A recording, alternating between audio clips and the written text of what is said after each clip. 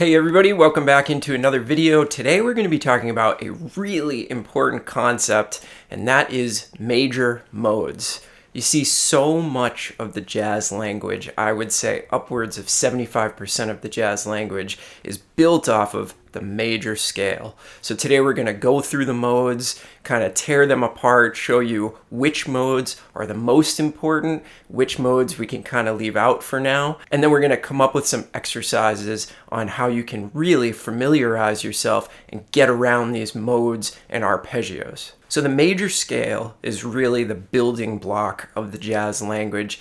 Actually is really the building block of a lot of Western music, whether it be classical, pop, jazz, whatever you can really think of. The major scale is so important. And modes are a really simple concept, but a lot of people get confused. Basically what modes are is keeping the same key signature, but starting on different notes of that major scale. So if you've ever taken a classical theory course, you know the names of these modes: Ionian, Dorian, Phrygian, Lydian, Mixolydian, Aeolian, Locrian, and then you're back to Ionian again. So out of these 7 modes, let's take the 5 most important modes that you're going to see expressed in jazz tunes on a very regular basis. So we're going to start with the Ionian mode. Now the chord symbol that goes along with Ionian mode is major 7. You may also see it expressed as a 6 chord, but let's just stick with the major 7 chord for now. This should be the simplest and most familiar mode because I'm hoping that all of you out there know your major scales. That should be something you should tackle before anything else. So what we're going to do is we're going to play the scale all the way up to the 9th and back down like this.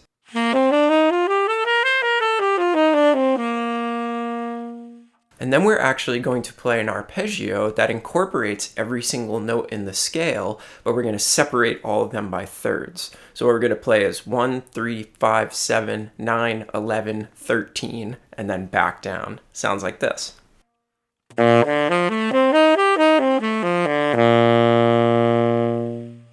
So there's your Ionian mode. Hopefully that's not any new information for you. Let's go on to the second mode, and we're going to move in order right through the scale. So the second mode is Dorian. You will see this mode expressed minor 7. A minor 7th chord usually means Dorian mode. So same thing, we're going to play the scale up to the 9th and back down.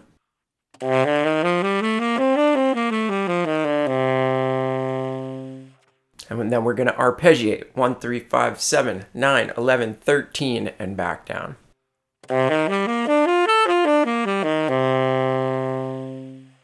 Okay, so here comes the Phrygian mode. We're skipping this one.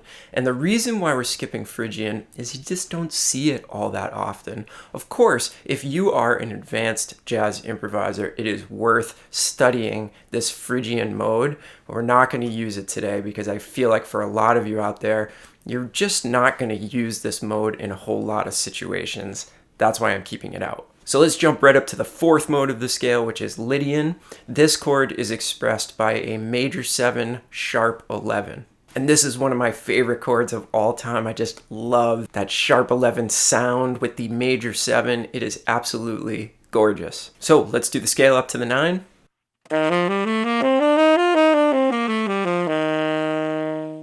And then let's do the arpeggio all the way up to the 13th.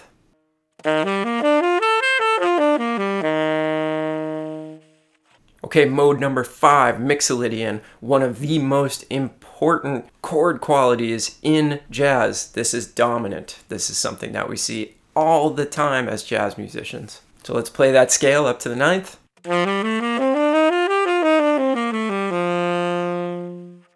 And then arpeggiate it.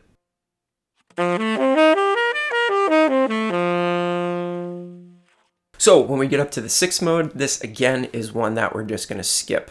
This is natural minor. This is one that you might end up using a little bit more than Phrygian, but for right now it just doesn't suit our purposes. We can spend our time on a lot more valuable modes. So skipping number 6. Moving on to mode 7, the Locrian mode. This is expressed by minor 7 flat 5, which you'll see in a lot of minor 2-5-1s, or you might see in other situations as well. Now it's important to note that this is only one way of playing the minor 7 flat 5. There are other ways based off of the melodic minor scale. But for now, let's just explore the one that fits into the major scale, since that's the goal of this video. So let's play that scale up to the 9th and back down.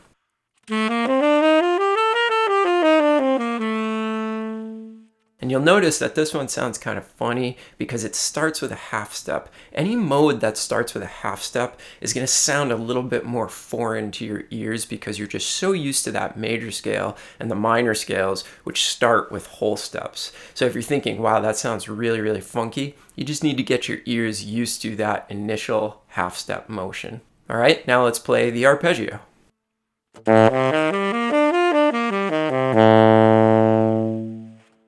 So that's it. So here's the thing. If you were to take every major key signature, all 12 major key signatures, and practice these modes, scales and arpeggios, you would be prepared for probably upwards of 3/4 of the chords you will ever see in your life as a jazz musician.